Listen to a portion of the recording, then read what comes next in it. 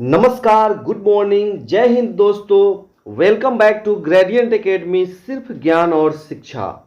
मैं रंजन सर आप सभी का अपने YouTube चैनल में बहुत बहुत स्वागत करता हूं, अभिनंदन करता हूं। आज के वीडियो में देखिए, विशिष्ट शिक्षक सक्षमता परीक्षा की तैयारी के लिए भारतीय संविधान से अत्यंत महत्वपूर्ण प्रश्न कितना महत्वपूर्ण है यह आप पूरा वीडियो देखकर समझ सकते हैं। हमारी एक्सपर्ट टीम के द्वारा एक बार फिर फुल एक्सप्लेनेशन के साथ 10 प्रश्नों के माध्यम से 50 प्रश्नों तक को कंप्लीट कराया जाएगा। आइए शुरू करते हैं। यदि आप पहली बार इस चैनल पे हैं तो चैनल को सब्सक्राइब कर लीजिए। कोर्स ज्वाइन करने के लिए नीचे दिए हुए नंबर पर संपर्क करें 7091443130। तो दोस्तों आइए इस वीडियो को शुरू करते हैं। एक नोटबुक लेकर के बैठिएगा, इंपॉर्टेंट पॉइंट्स को नोट करते चलिएगा और इस वीडियो को पूरा अंत तक देखिएगा, तब जाके आपको फायदा होगा। चलिए शुरू करते हैं। सबसे पहला प्रश्न, भारतीय संविधान विशिष्ट शिक्षक सक्षमता परीक्षा हेतु महत्वपूर्ण वस्तुनिष्ठ प्रश्न। सबसे पहला प्रश्न है दोस्तों, संविधान सभा द्वारा भारतीय संविधान को कब पारित किया गया, अर्थात कब अपनाया गया, यह आपको बताना है इन 4 ऑप्शंस में से। तो दोस्तों इस प्रश्न का सही उत्तर हो जाएगा ऑप्शन बी, 26 नवंबर 1949 ईस्वी को। इसी दिन भारतीय संविधान को अपनाया गया और इसीलिए 26 नवंबर को संविधान दिवस के रूप में मनाया जाता है। दोस्तों संविधान बनाने के लिए संविधान सभा की पहली बैठक 9 दिसंबर 1946 को हुई थी। इसका एक ट्रिक है, नदी को छू लो, है ना, ये याद रखें, नदी को छू लो, 9 दिसंबर 1946 को। और संविधान बनने में 2 वर्ष 11 माह 18 दिन का समय लगा था। संविधान सभा की अंतिम बैठक हुई थी 24 जनवरी 1950 ईस्वी को और इसी दिन डॉक्टर राजेंद्र प्रसाद को संविधान सभा के द्वारा भारत का राष्ट्रपति चुना गया।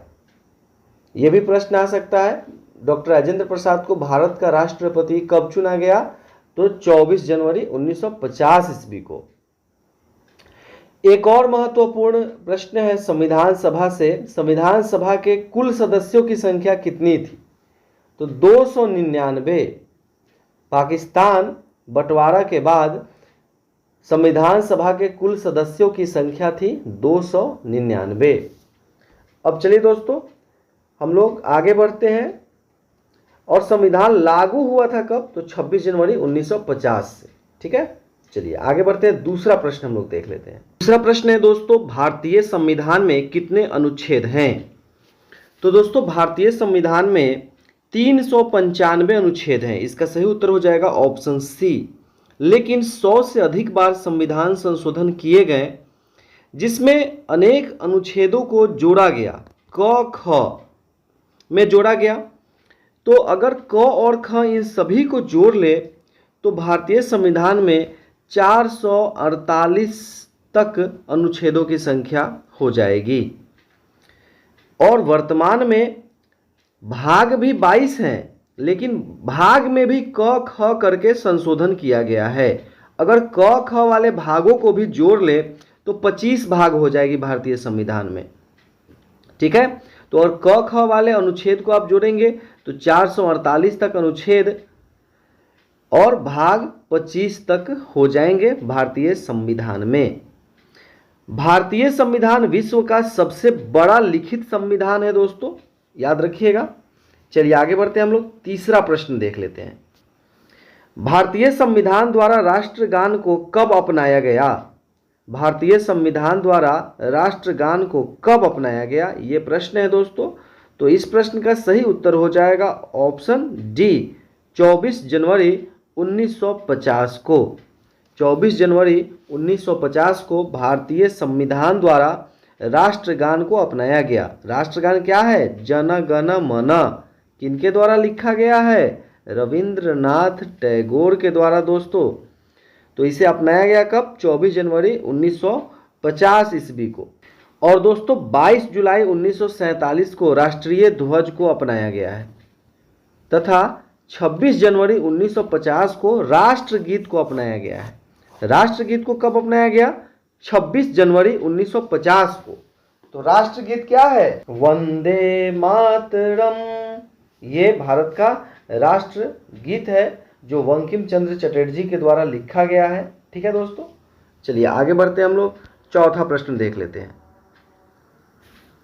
भारतीय संविधान में मौलिक अधिकार किस देश के संविधान से लिया गया है? अब आपको चौथे प्रश्न में बताना है कि जो हमारे देश में मौलिक अधिकार हैं वो किस देश के संविधान से लिया गया है। तो सही उत्तर हो जाएगा ऑप्शन ए, अमेरिका के संविधान से लिया गया है। मौलिक अधिकारों की संख्या कितनी है दोस्तों? तो 6 है। कौन कौन से? तो समता का अधिकार, स्वतंत्रता का अधिकार, शोषण के विरुद्ध अधिकार, धार्मिक स्वतंत्रता का अधिकार, संस्कृति एवं शिक्षा का अधिकार तथा लास्ट में 6 नंबर वाला संवैधानिक उपचारों का अधिकार। ये 6 मौलिक अधिकार है भारत के संविधान में। कई बार पूछा जाता है मौलिक अधिकार जो है वो किस अनुच्छेद से किस अनुच्छेद तक है। तो याद रखिएगा अनुच्छेद 14 से लेकर अनुच्छेद 32 तक मौलिक अधिकार हैं संविधान में। इसके साथ साथ दोस्तों ऑप्शन बी में ब्रिटेन देख रहे हैं, तो ब्रिटेन से क्या लिया गया है? एकल नागरिकता लिया गया है। ठीक है, आप देख पा रहे हैं आयरलैंड ऑप्शन सी में, तो आयरलैंड से क्या लिया गया है? नीति निर्देशक तत्व। और रूस देख रहे हैं दोस्तों ऑप्शन डी में, तो रूस से मौलिक कर्तव्य लिया गया है। मौलिक कर्तव्य की संख्या कितनी है? 11 है। ये किस देश के संविधान से लिया गया है? तो रूस के संविधान से लिया गया है। साथ में ऑस्ट्रेलिया के संविधान से लिया गया है दोस्तों प्रस्तावना की भाषा, और दक्षिण अफ्रीका के संविधान से संविधान संशोधन की प्रक्रिया लिया गया है। तो ये सभी विदेशी स्रोत हैं भारतीय संविधान के, कई बार परीक्षा में पूछे जाते हैं, तो इन सभी को एक जगह नोट करके रखें दोस्तों। चलिए अब आगे बढ़ते हैं हम लोग, देखते हैं 5वां प्रश्न। राज्यसभा में अधिक से अधिक कितने सदस्यों की संख्या हो सकती है? अब बताना है दोस्तों राज्यसभा में अधिक से अधिक कितने सदस्यों की संख्या हो सकती है। तो इसका सही उत्तर है ऑप्शन बी 250। राज्यसभा में अधिक से अधिक 250 सदस्य हो सकते हैं। और राज्यसभा में किस राज्य के सदस्यों की संख्या सबसे अधिक है? तो ये उत्तर प्रदेश है दोस्तों, जिसके सदस्यों की संख्या 31 है। जबकि अगर हम लोग बिहार की बात करें तो बिहार राज्य की राज्यसभा में सदस्यों की संख्या है 16। कितनी है दोस्तों? 16 है, याद रखिएगा। और यदि लोकसभा की बात करें दोस्तों तो बिहार राज्य से लोकसभा में सांसदों की संख्या है 40। और यदि बिहार विधानसभा की बात करें तो बिहार विधानसभा में 243 सीट है दोस्तों। और विधान परिषद की बात करें तो विधान परिषद में 75 सीट हैं।